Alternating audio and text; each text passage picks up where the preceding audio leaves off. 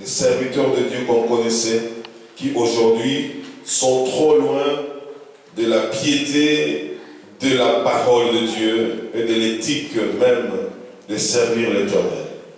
Donc si nous sommes là, c'est parce que Dieu nous a fait grâce. Amen. Nous ne voulons pas non plus prendre la grâce de Dieu en vain. Ne disons pas simplement que je suis enfant de Dieu, je suis chrétien, je fais partie de telle dénomination, de telle église, mais nous devons être pour Dieu. Quand Dieu nous voit, nous devons être pour lui. Nous sommes en train, bien aimés, de voir avec vous les ennemis de la foi chrétienne, ou alors les obstacles qui peuvent nous empêcher d'atteindre les objectifs que Dieu nous a assignés. Dans la marche chrétienne, il n'y a pas que les bénédictions, j'ai saisi.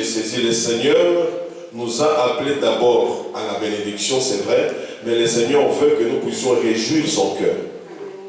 Et le Saint-Esprit, il est Esprit Saint. Il est Saint-Esprit. Et le Saint-Esprit ne peut travailler qu'avec ce qui est saint dans la vie de quelqu'un qui est consacré. Je ne suis pas chrétien parce que j'ai été baptisé ou non. Je suis chrétien parce que je marche selon l'Esprit et par l'Esprit. C'est le Saint-Esprit qui a commencé l'Église du Seigneur à la Pentecôte. C'est le Saint-Esprit qui a répandu le don, le fruit. C'est le Saint-Esprit qui a fait de nous ce que nous sommes. Alors si nous mettons le Saint-Esprit de côté, si nous l'attristons, bien aimés, nous serons des chrétiens de façade. Dans notre première partie des ennemis, nous avions parlé de 5 catégories ou de 5 espèces d'ennemis qui nous empêchent d'atteindre les objectifs que Dieu nous a assignés ou bien les lieux de notre bénédiction. Premièrement, nous avons parlé de l'incrédulité ou le doute. On n'a pas le temps de rentrer là-dedans. Donc l'incrédulité et le doute. Deuxième ennemi, nous avons parlé du manque de patience que nous avons qualifié le test des temps. Et là, je vous avais même parlé d'Abraham. Comment est-ce qu'Abraham perd de la foi, mais il a échoué au test des temps et les conséquences, nous les vivons aujourd'hui.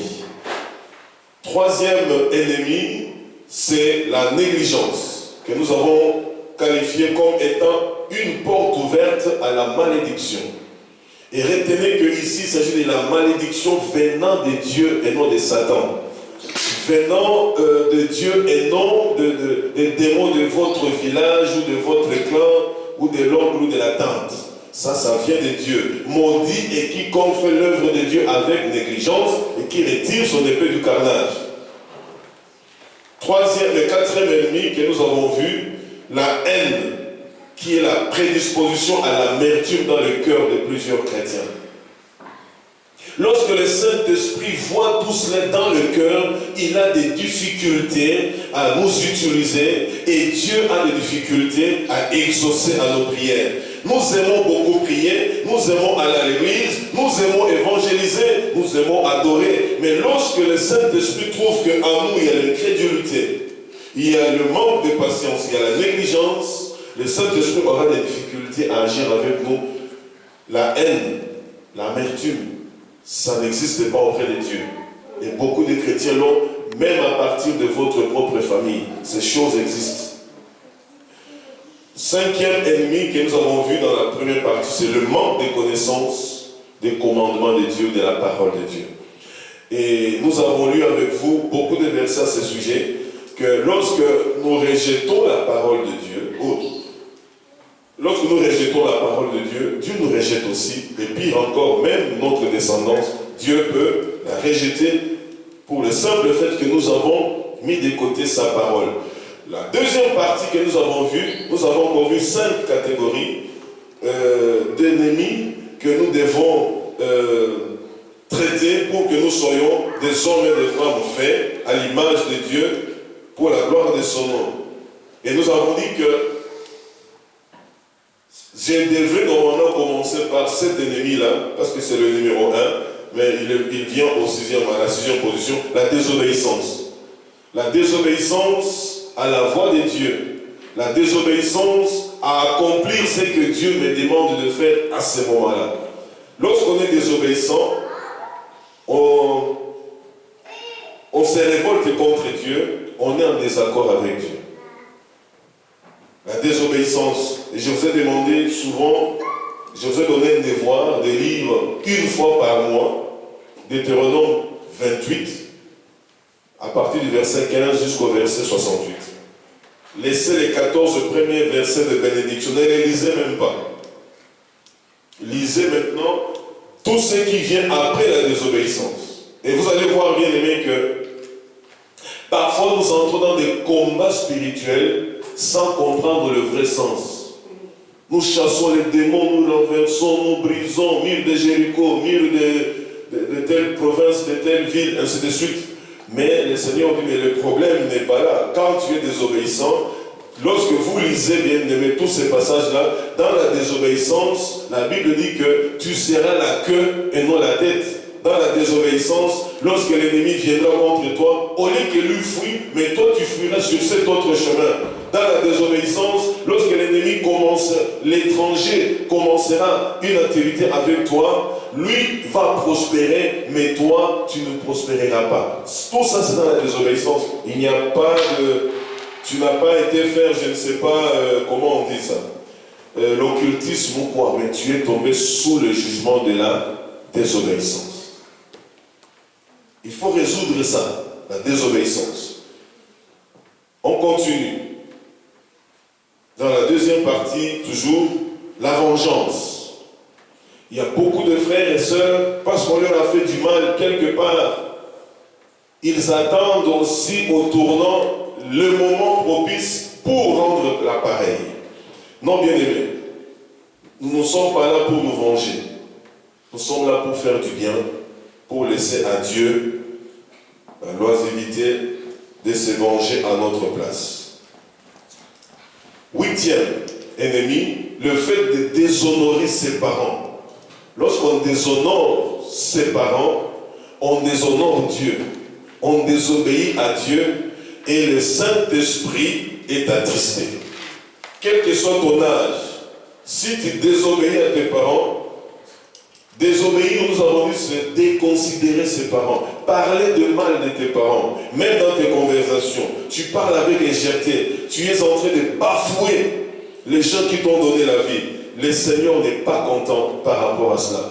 Il dit même, et maudit quiconque frappe son père ou qui dit à son père imbécile. Nous avons injuré de nos parents. Non, bien-aimés, nous devons arranger cela. 9. Manque de considération envers les serviteurs de Dieu. La Bible déclare que lorsque on manque de considération envers les serviteurs de Dieu, le Seigneur ne t'approuvera pas. Et nous avons vu que même Myriam, la grande sœur de Moïse, pour avoir manqué de la considération envers son frère, le Seigneur l'avait frappé. Alléluia. Et le deuxième ennemi, c'est le fait de ne pas honorer ses vœux, de ne pas tenir ses engagements et de ne point accomplir ses promesses. Le Seigneur nous dit clairement que lorsque nous avons fait un vœu, que nous nous pressions, nous nous empressions de l'accomplir. Si tu as fait des vœux à l'Éternel, tu as fait des vœux à un frère, à une sœur, à tes enfants, je ne sais pas, où tu as promis, tu as fait un engagement, tenu un engagement, où tu as vraiment promis, bien aimé, accomplis cela.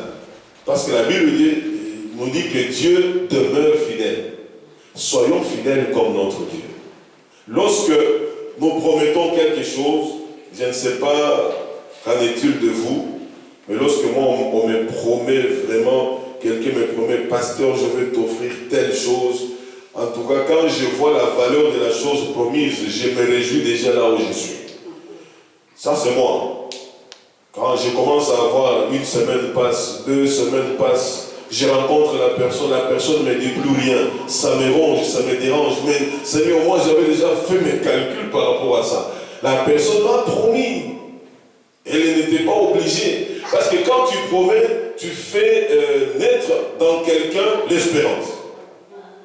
Et quand tu ne l'accomplis pas, tu brises la vie de quelqu'un. Et Dieu n'est pas content. Nous continuons aujourd'hui. Vous allez numéroter à votre manière. Hein. C'est quoi? C'est le 11e. L'amour de l'argent. L'amour de l'argent, qui est une idolâtrie. Lorsqu'on aime beaucoup l'argent, on va mettre Dieu de côté. Ok?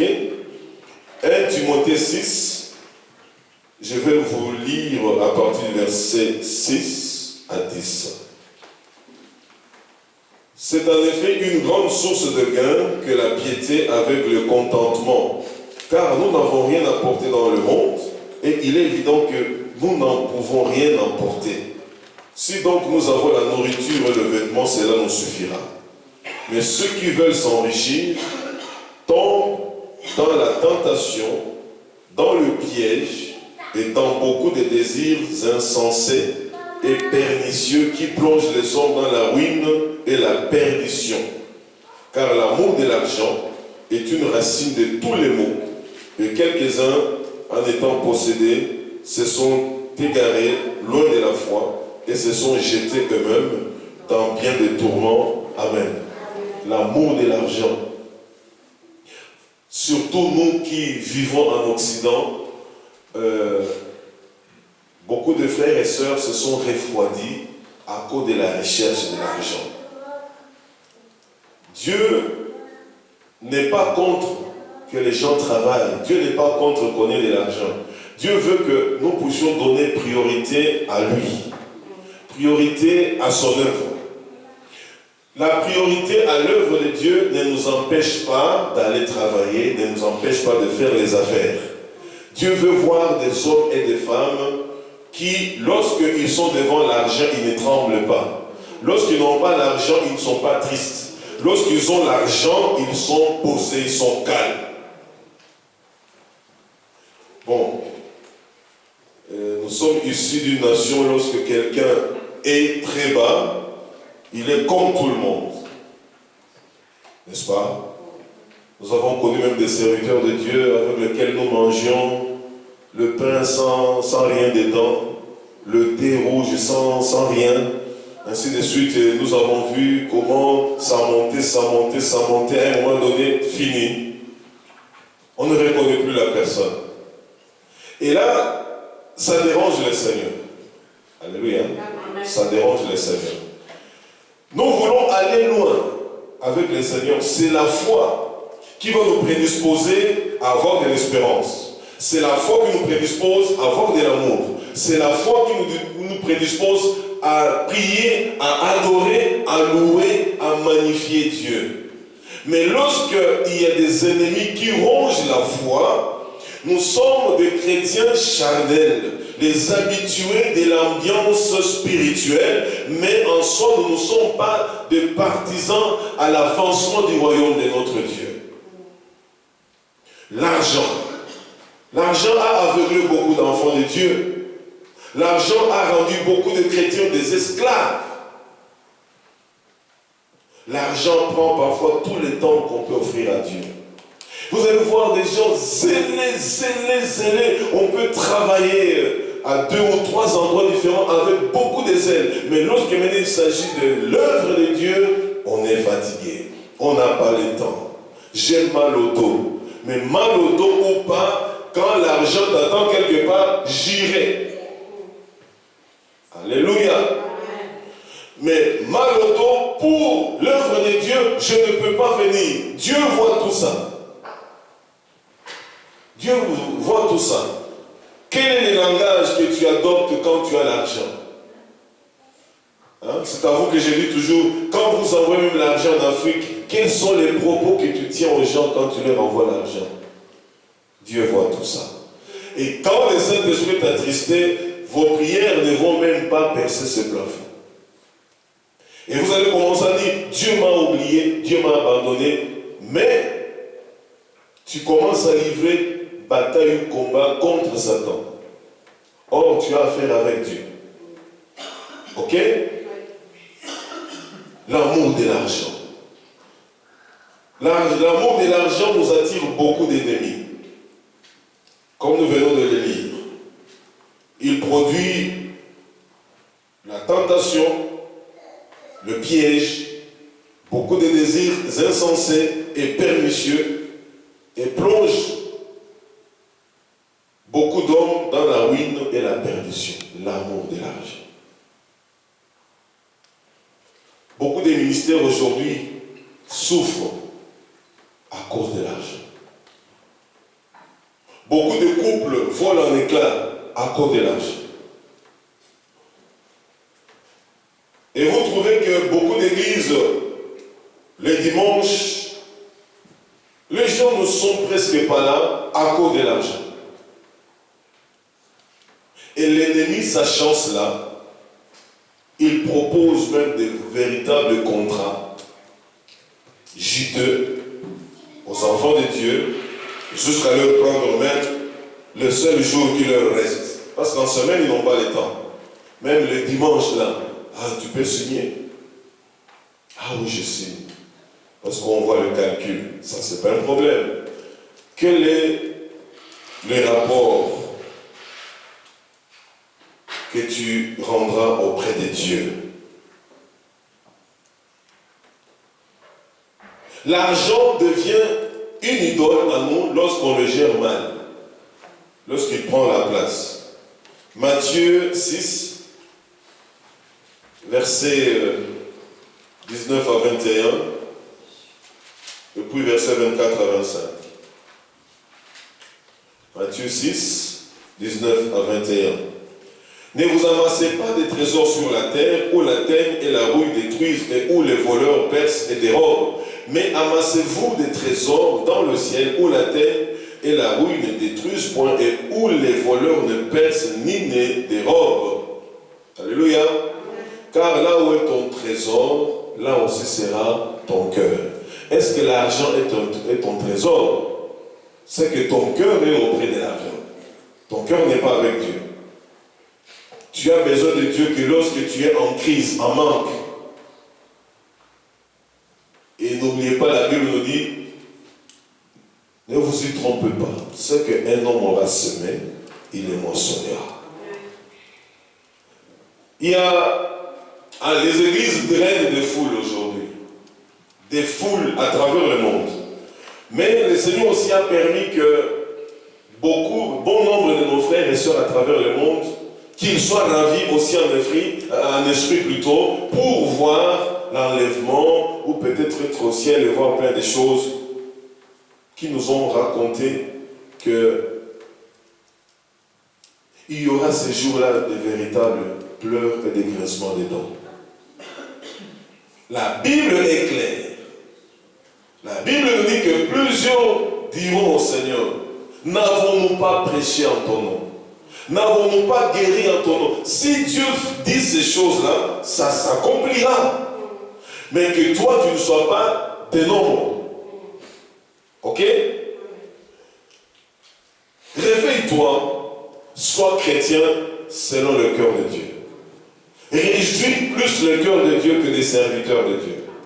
Réjouis plus le cœur de Dieu qu'une église. Il y a des gens qui sont à fond dans un ministère pour qu'ils reçoivent les félicitations ou la reconnaissance de leur pasteur ou bien de leur responsable de ministère. Il y a des gens qui viennent à l'église pour qu'on dise qu'eux, ils sont toujours là. Alors, ça réjouit le cœur de l'homme de Dieu. Bien aimé, ce n'est pas l'homme de Dieu ou le pasteur ou l'archibishop, non, c'est Dieu qui récompense. Ce que nos yeux ne voient pas, Dieu le voit. Parce que moi, je ne vois pas ton cœur. Pendant que je te presse, tu ne vois pas mon cœur. Moi, je serai récompensé selon ce que Dieu voit dans mon cœur quand je vous parle. Et non ce que je dis. Non. Verset 24 à 25. C'est pourquoi je vous dis, ne vous inquiétez pas pour votre vie de ce que vous mangerez, ni pour votre corps de quoi vous serez vêtu. La vie n'est-elle pas plus que la nourriture et le corps plus que le vêtement? Regardez les oiseaux du ciel. Ils ne sèment ni ne moissonnent et ils n'amassent rien dans des greniers. et votre Père Céleste les nourrit. Ne valez-vous pas beaucoup plus qu'eux? Alléluia. Vous voyez comment est-ce que Dieu fait les choses? Nous avons plus de valeur que tout ce que nous voyons à côté. Tu as plus de valeur que le diamant. On peut vendre un diamant, une pierre de diamant aujourd'hui évaluée à 250 millions de dollars. Mais elle n'a pas de valeur plus que toi devant le Seigneur. Alléluia. Ça, c'est l'homme qui a inversé les choses.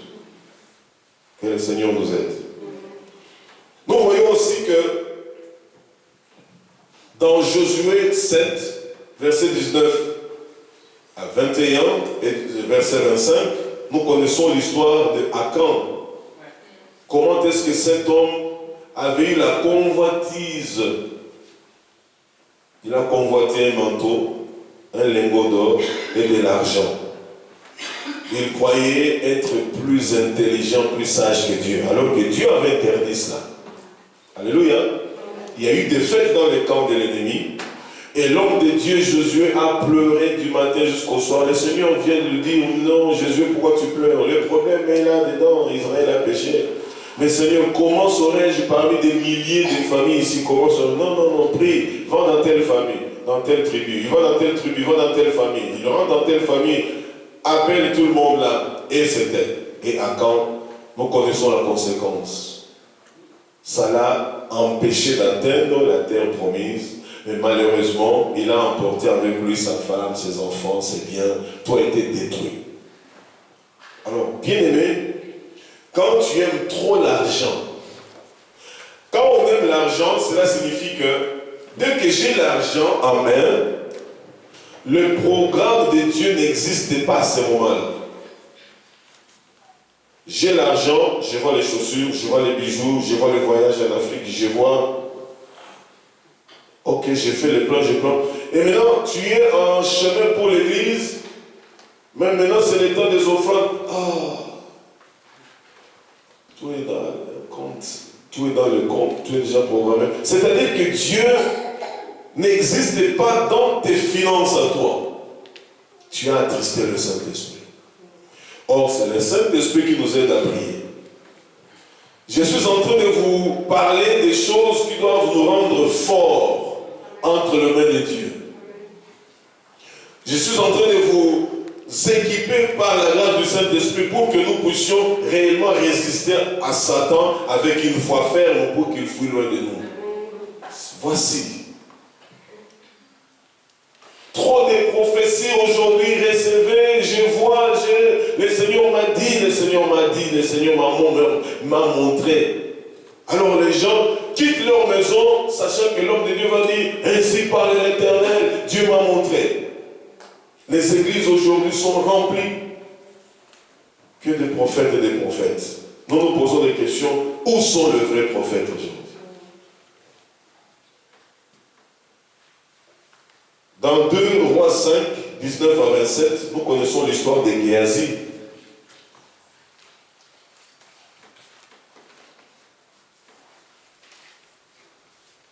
Le serviteur d'Élie. Au nom de l'argent, il a été frappé par la lèpre durant toute sa vie. L'amour de l'argent. Alors, peuple de Dieu, 2 Rois 5, 19 à 27. C'est un ennemi qu'il faut absolument réduire au silence. Comme je vous dis toujours, vous avez l'âge que vous n'avez jamais touché des millions. Ce n'est pas un problème. Quoique les millions ont défilé entre tes mains, mais tu ne les as jamais reçus comme ça. D'un seul coup. Les jours que le Seigneur permettra que des millions tombent entre tes mains, parce que tu as l'autorité et la domination de Jésus-Christ, regarde le million et tu leur dis, million, tu m'as trouvé à tel âge. Jusqu'à cet âge, je n'avais pas dans mes poches, dans mon compte, des millions là. Je ne les avais pas. Alors, tu dois te soumettre à ma volonté.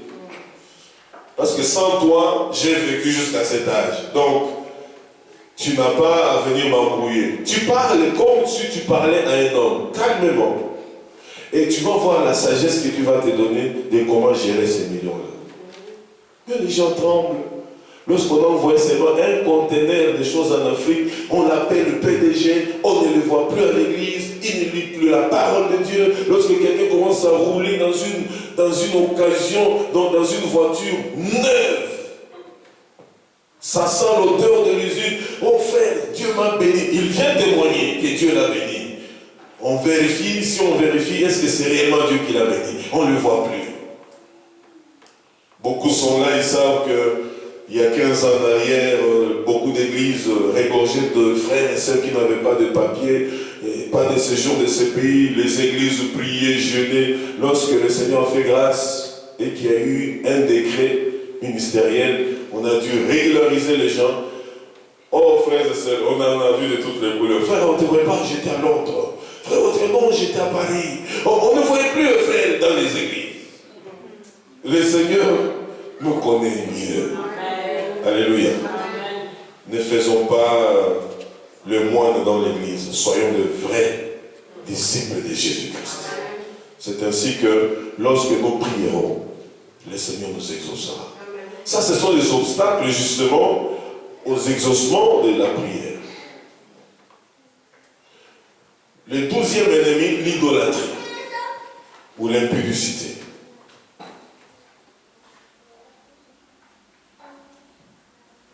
La parole de Dieu nous dit que tous ceux qui commettent l'impudicité, l'idolâtrie, toutes ces choses immorales, n'hériteront point le royaume de Dieu. Or, nous héritons le royaume de Dieu pendant que nous sommes encore sur cette terre.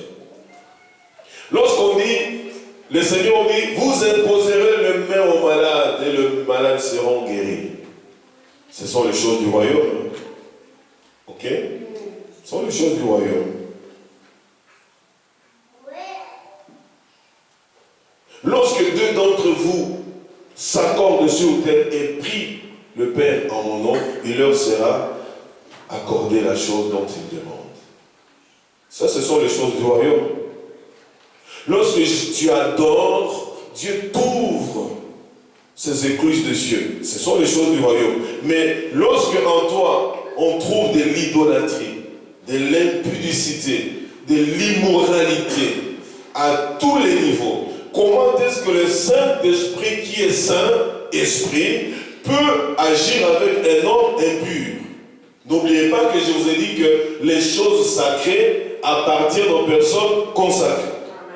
N'oubliez pas cette phrase-là. Je vous ai dit que ça vous suive partout. Tout ce que Dieu a fait pour nous est sacré. Et ça appartient aux personnes consacrées. Ceux qui se sont repentis, ceux qui se purifient au jour le jour, ceux qui craignent Dieu, ceux qui ont pour Dieu priorité de leur vie. Sans Dieu, ils se disent qu'ils sont rien dans ce monde. Ça appartient aux personnes consacrées. Lorsque nous sommes dans l'idolâtrie, dans l'immoralité, nous ne pouvons bénéficier les choses du royaume dans ce siècle présent et dans l'au-delà non plus. Alors bien aimés, aimons le Seigneur. Craignons Dieu. Vous pouvez lire cela dans 1 Corinthiens 10, versets 1 à 9. La Bible nous dit que le peuple dans la traversée, à un moment donné, ils s'assirent pour se divertir. Ils mangèrent, ils burent, et plusieurs se livrèrent à l'impudicité, de telle sorte qu'il tomba ce jour-là 23 000 par la colère de Dieu. L'idolâtrie va produire en vous la convoitise. L'acte va suivre, le vol, le mensonge, voire même le meurtre. David avait convoité Beersheba. Nous connaissons les conséquences. Samson plutôt, convoita Delilah. Nous connaissons les conséquences. Ainsi de suite. L'idolâtrie a détruit, peut détruire la percée de plusieurs. Nous connaissons que la fin de Salomon, l'homme le plus beau, le plus sage, le plus riche, le roi de cette époque-là, sa fin n'a pas été glorieuse. D'ailleurs, nous nous résurrection si nous allons nous rencontrer avec lui de l'autre côté. Mais Dieu est miséricordieux. Nous ne pouvons pas émettre le jugement de Dieu sur les autres. Mais sa fin n'était pas glorieuse par rapport à tout ce que Dieu lui avait donné. Donc, l'idolâtrie peut détruire la destinée d'une vie, détruire tout un couple, une famille, une église. Dans Exode 32, versets 7 à 11, nous connaissons l'histoire des veaux d'or. Vous savez combien sont-ils morts là à cause de l'idolâtrie?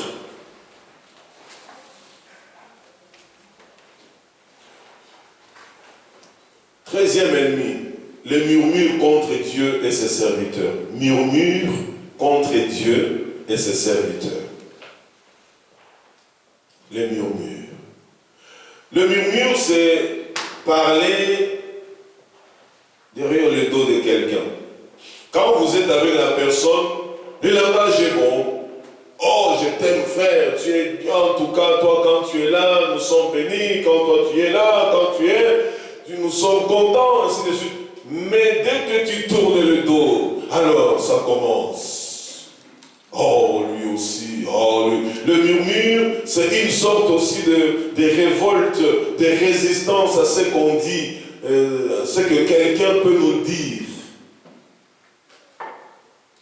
Alors, peuple de Dieu, cette semaine, l'église, nous allons décréter un temps de jeûne toute la semaine. On va manger et boire. Pasteur, lui aussi. Oh. Et tu vois, quand on était à l'église, ça c'est ça le murmure. À la maison, les parents parlent, tu murmures.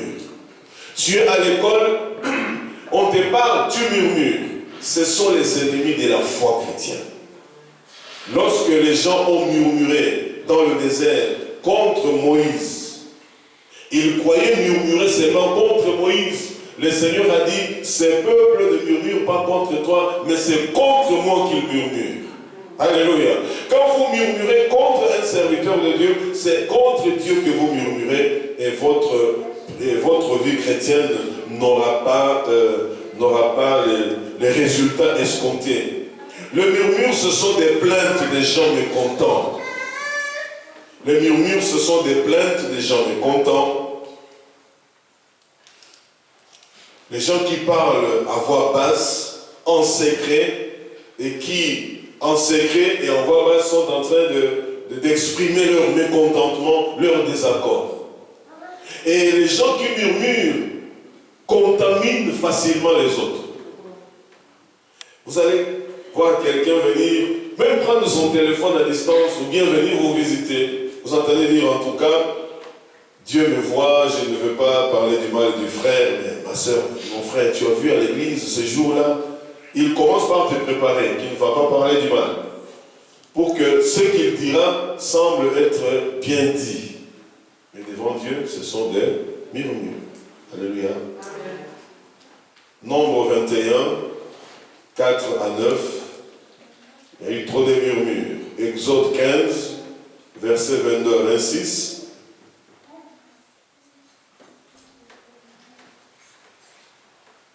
Murmurer, c'est aussi contester avec regret. Tu contestes et tu regrettes.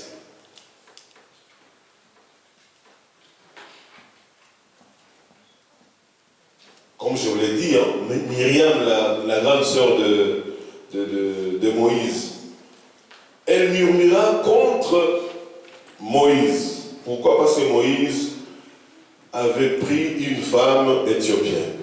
Il dit, mais comment lui, le Dieu avait interdit, pourquoi lui l'a fait? Est-ce que Dieu ne parle que par lui? Dieu aussi peut nous parler, ainsi de suite. Dieu était là. N'oublions pas que nous disons qu'il est omniprésent. Ok? Il est omniprésent. En tant qu'omniprésent, il a entendu.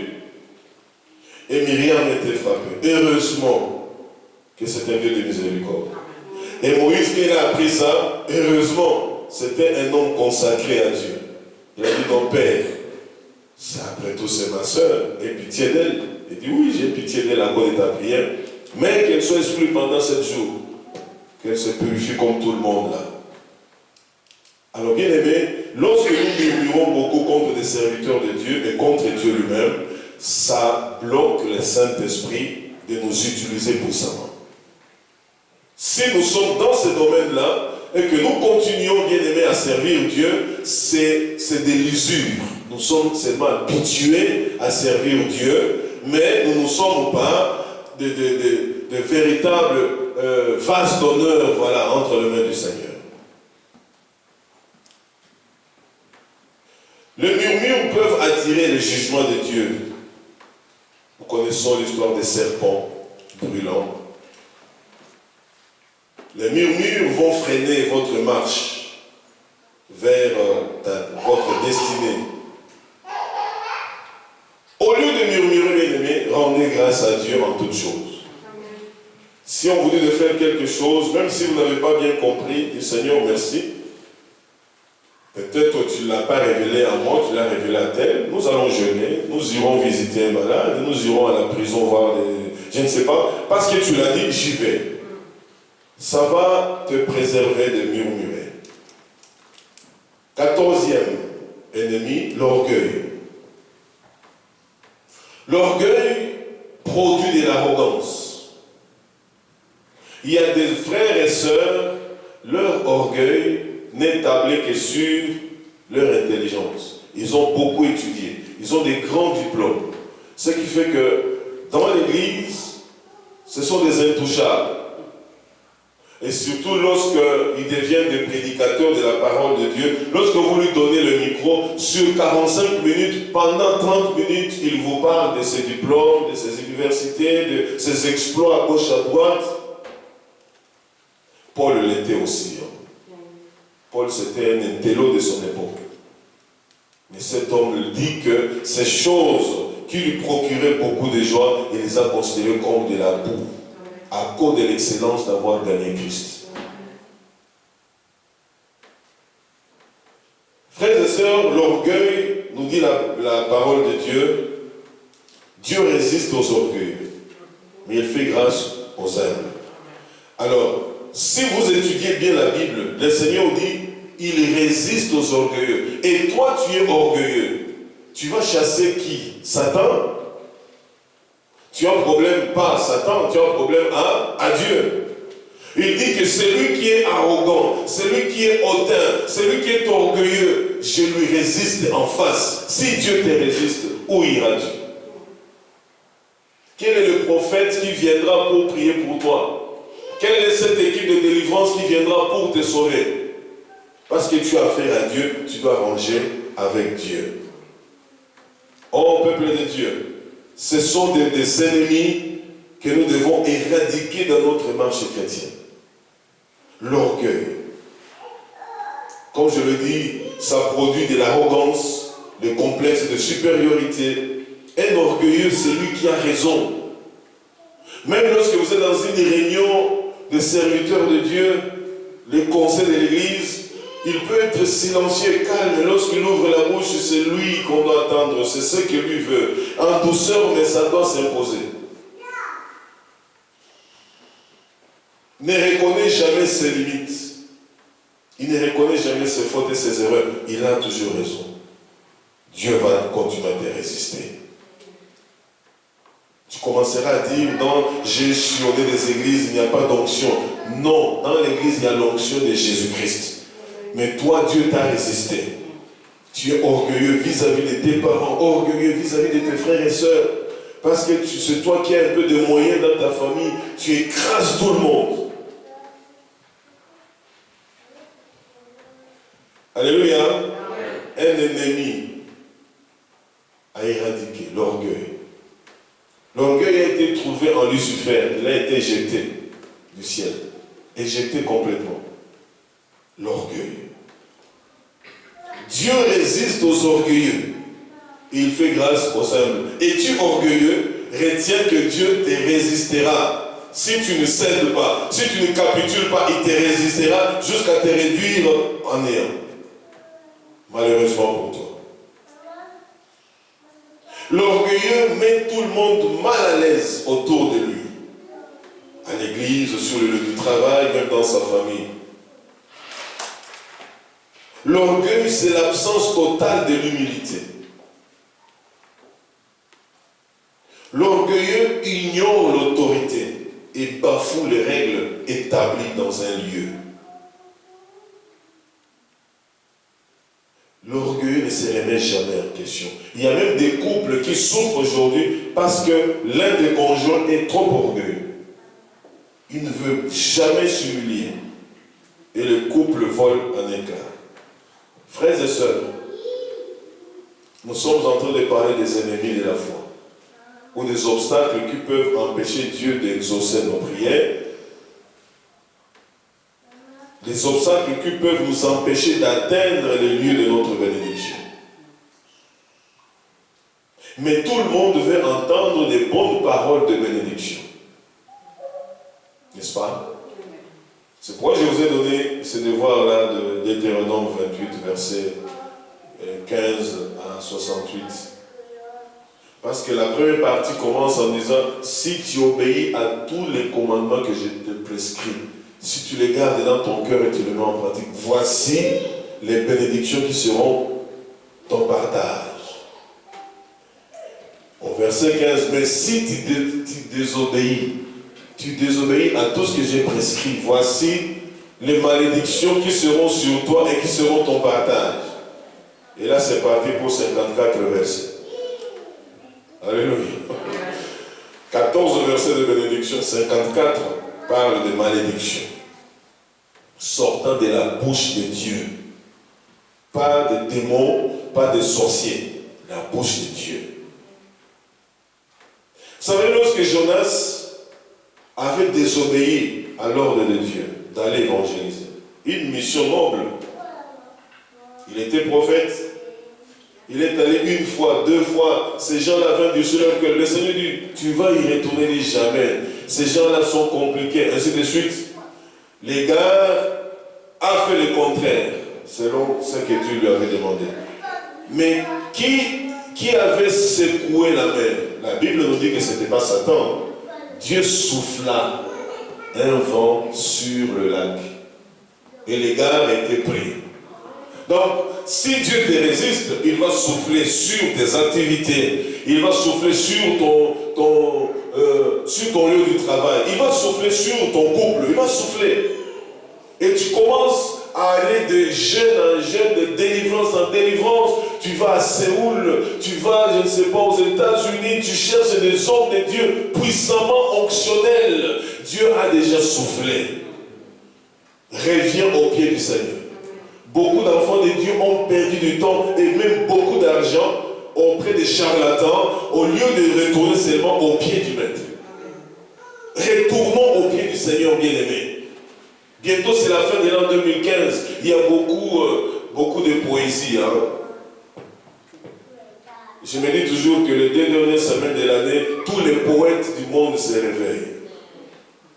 Que Dieu... Ah là là là, que des poètes. Quelqu'un qui ne t'a pas béni durant toute l'année. Qu'il te donne la force de, la vision de.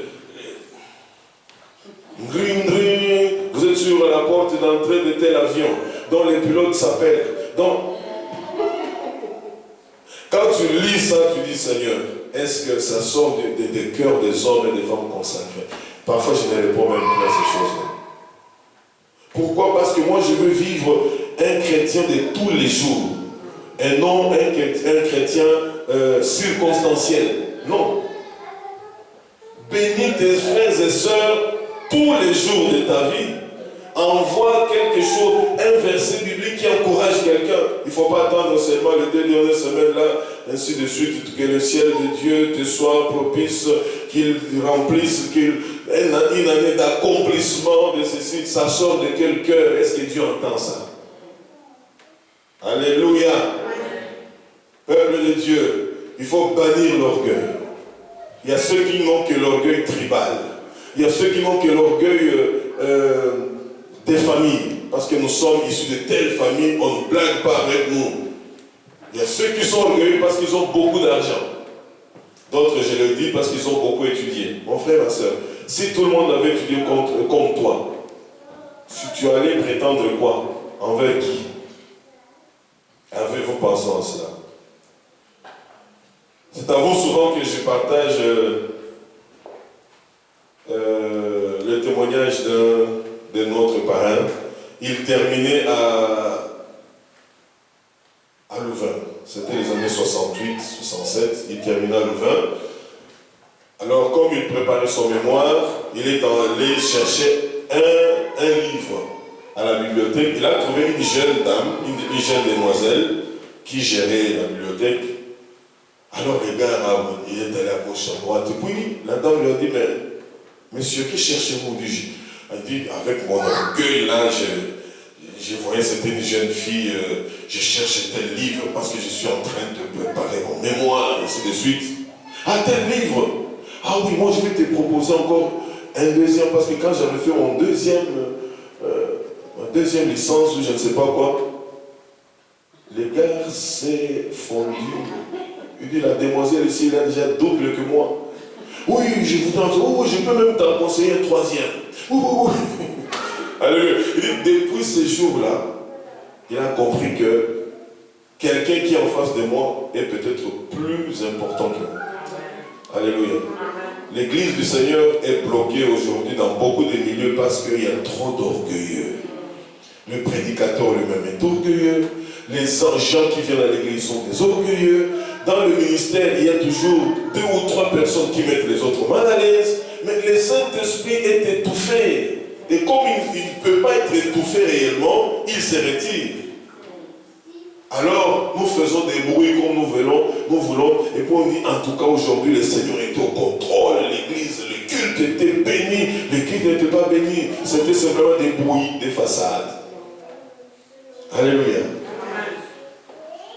15, le manque de pardon.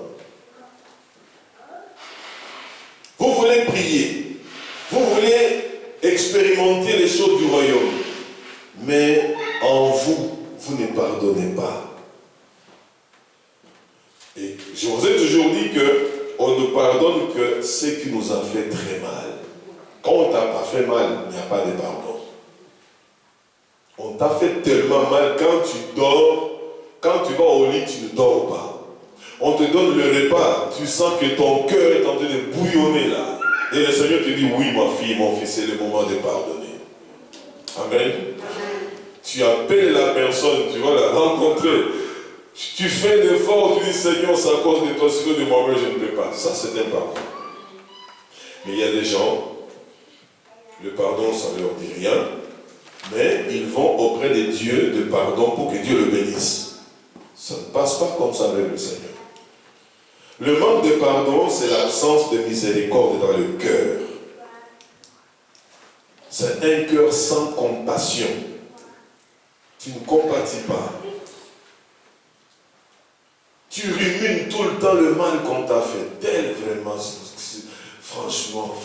Mais le Seigneur est clair. Si vous ne pardonnez pas aux autres leurs offenses, votre Père qui est au ciel ne vous les pardonnera pas. Et si Dieu ne te pardonne pas, comment tes prières seront-elles exaucées par Dieu?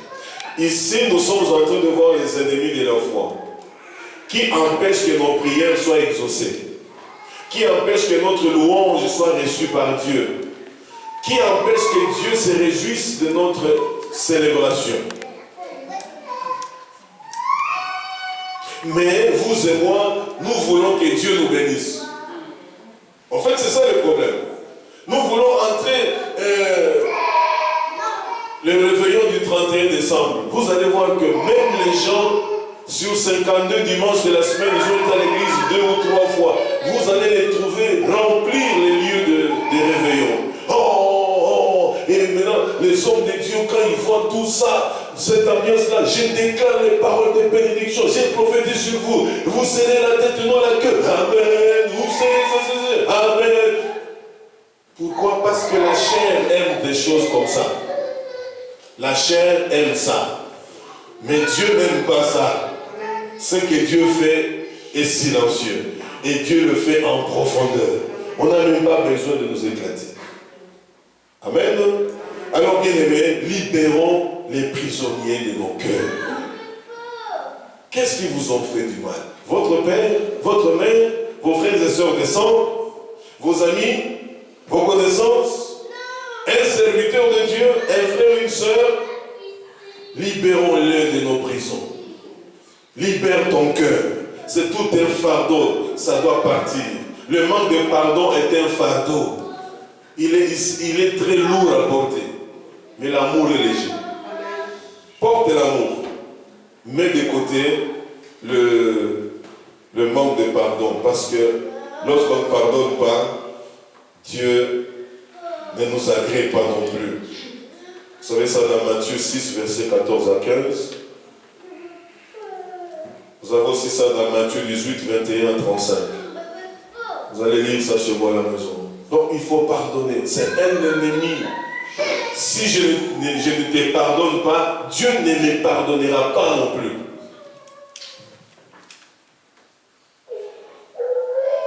Et enfin, aujourd'hui, on termine avec le fait de répandre de fausses calomnies contre... Répandre de fausses calomnies. Répandre de fausses calomnies. Lévitique 19, versets 16 à 18.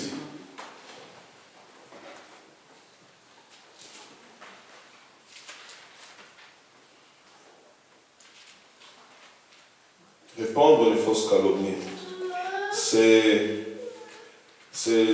dénigrer quelqu'un, dénigrer son pasteur, répandre des fausses calomnies contre son pasteur, son église, contre un frère ou une sœur, contre son mari, sa femme ou ses enfants, contre sa famille.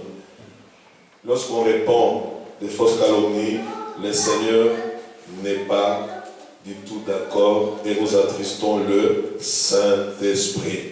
N'oublions pas que le Saint-Esprit, c'est celui qui nous aide à prier. Il nous aide à nous repentir. Il convainc nos cœurs du péché et de la justice. Mais si lui-même nous l'attristons,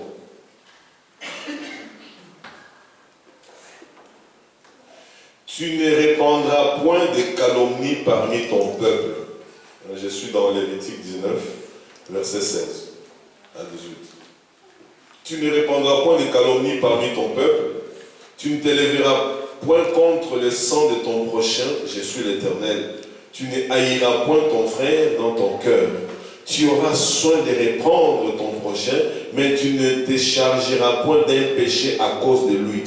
Tu ne te vengeras point et tu ne garderas point de rancune contre les enfants de ton peuple. Tu aimeras ton prochain comme toi-même. Je suis l'Éternel. Amen. Bien-aimés, avant de parler de quelqu'un, il faut savoir ce que vous dites. Si c'est authentique et vérifiable. Tu sais, on m'a dit, non, tu sais, j'ai appris. Tu as appris ça de qui? Non, j'étais quelque part, on a dit, qui est ce on-là? Et vous commencez comme ça à salir le nom d'un frère ou d'une sœur ou d'un serviteur de Dieu ou d'une église pour des choses qui sont sans fondement. Et Dieu dit, vous ne le ferez pas, je suis l'Éternel. C'est-à-dire que quand vous le dites, je suis là. Je le vois, je le sais. Et vous bloquez votre marche chrétienne dans ce sens-là. Amen. J'ai encore une série de versets que vous pouvez prendre par rapport aux calomnies là. Proverbe 14, verset 5.